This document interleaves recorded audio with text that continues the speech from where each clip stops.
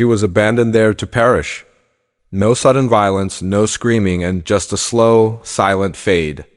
Picture abandoning a wounded animal in scorching heat, letting the blazing sun complete what cruelty started. July had settled over the Mojave like a suffocating blanket. One of those merciless months when even breathing feels impossible. Ridgecrest baked motionless beneath the kind of brutal sun that cracks seasoned timber and blinds wild. Mustangs if they gallop too far. At 42, Jack Mercer had weathered enough tragedy to sense when darkness approached. Life had hardened him, death of a sibling, flames consuming his home, abandonment by someone he'd once cherished. Yet what unfolded before him that scorching day would haunt his memory forever? There she stood at his property's edge. Beside that broken fence post he'd neglected for seasons, without shoes, her clothing drenched to the knees. A coarse sack bound tightly around her skull-rough burlap with no openings, no compassion. Her arms were tied, the rope cutting so deep it made barbed wire seem gentle. Still, she remained motionless. No fleeing, no cries for help. She simply waited, as if she'd already accepted that rescue wasn't coming. Have you ever witnessed something so fundamentally wrong that your very bones protest? Jack dismounted slowly. No words passed his lips. He approached cautiously, like someone nearing the edge of an abyss with no visible bottom. Her whisper came broken, voice so parched it fractured between syllables. Please. Remove them. Not pleading, not theatrical, just hollow. As though these words were her final possession, Jack's weathered hands, roughened by years of ranch work and chopping wood, reached toward the binding. Someone had tied this knot with pure malice. 3 long minutes passed before he could free it. When the burlap finally fell away, what he discovered wasn't some supernatural curse. It was 19 years of another person's brutality, wrapped in silence. Jack asked no questions, not her identity, not her origins, not what horrors had brought her here. He simply lifted her onto his saddle with infinite gentleness and rode slowly toward his cabin. Their journey passed in comfortable quiet, not the awkward kind, but the understanding silence that emerges when two souls recognize they've both witnessed too much suffering. At the ranch house, Jack offered her a tin cup filled with water.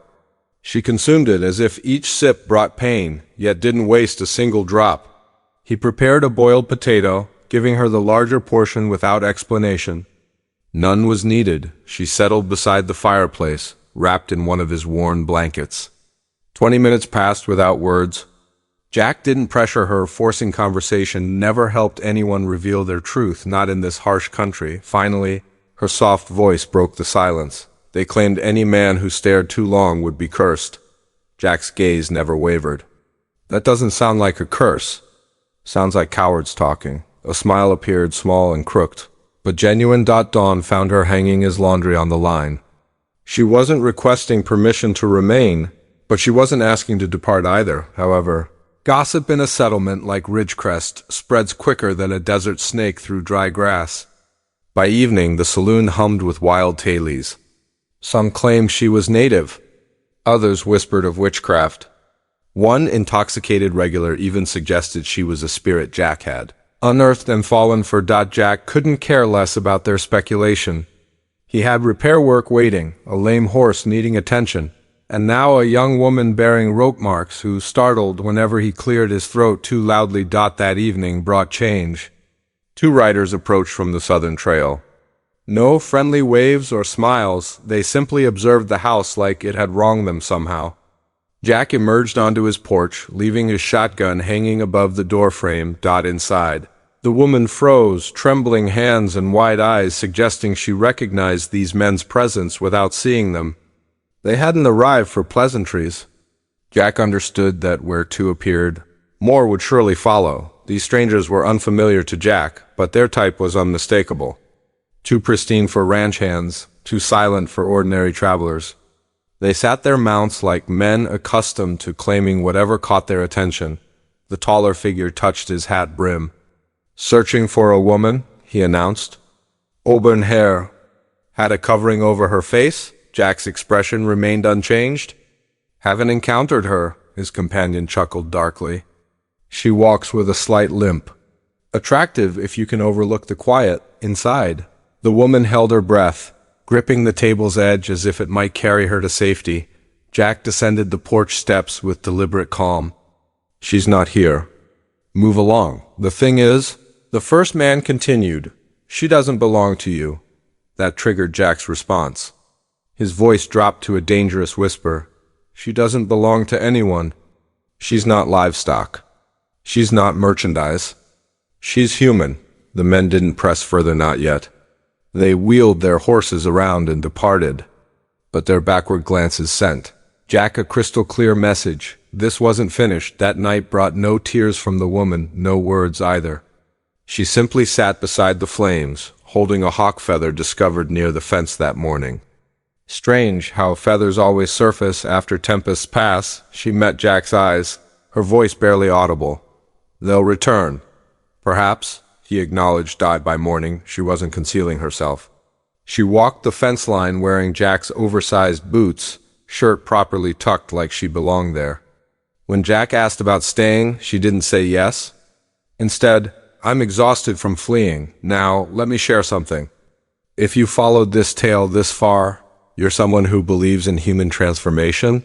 Who thinks maybe this unforgiving frontier didn't destroy all compassion after all? If that describes you, you'll want to stay tuned, because the most devastating part of this story, the part that still troubles, Ridgecrest residents approaches next. So go ahead, tap that subscribe button and don't miss the conclusion. Trust me, it'll be worth your patience. The third night brought their return, not 2 riders this time, but 4. No torches, no announcements, just hoofbeats. Measured, purposeful, like men unafraid of darkness. Jack detected them before they reached his gate. He always did the way someone learns to hear danger after years of light sleeping. He stepped outside carrying the shotgun, not raising it yet. Their leader, the same man from before, dismounted. Grant Teller. That name had circulated through border settlements for years. Vanished women, marked cards, unpaid gambling debts. Grant spat into the dust. "She's owned by the man who purchased her," he declared. Jack stood firm. "She's not property," Grant advanced. "She carries a curse." Inside she heard every word. But this time she didn't cower or hide behind furniture. She opened the door barefoot, wrapped in Jack's old quilt, eyes steady. "Are you afraid of me?" she asked. The other men exchanged confused glances. Grant retreated a half step before recovering. "You struck me," she continued. "You sold me. You abandoned me in the dirt. Claimed I'd bring destruction. But look who's trembling now." Jack raised his shotgun with sunrise calm. "You'll depart now," he stated. "And if I see you near this ranch again, you won't depart at all." No arguments followed.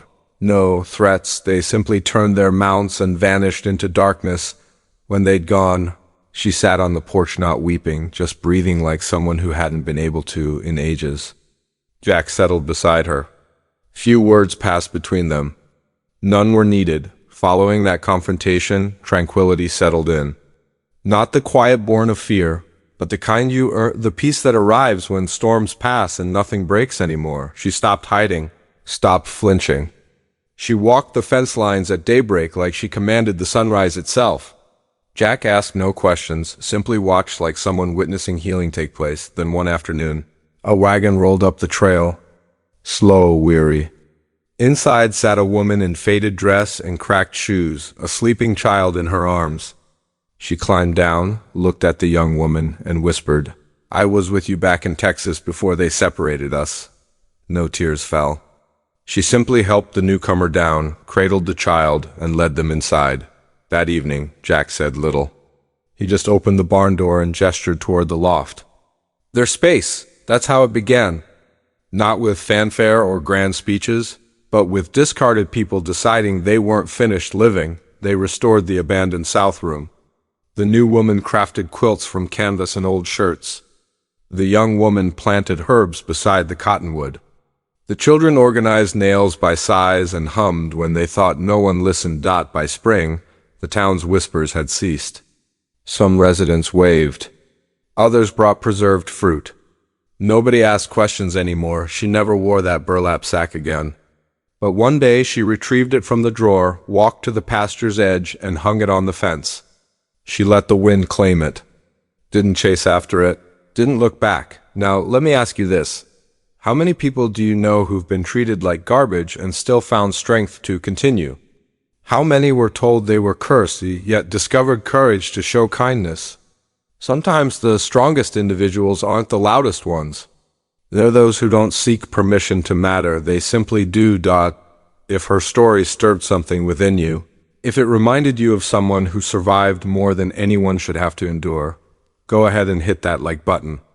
Maybe even subscribe, because out here in the West, we don't let people fade into forgotten silence. We share their stories, and perhaps, just perhaps, you'll stay for the next ones.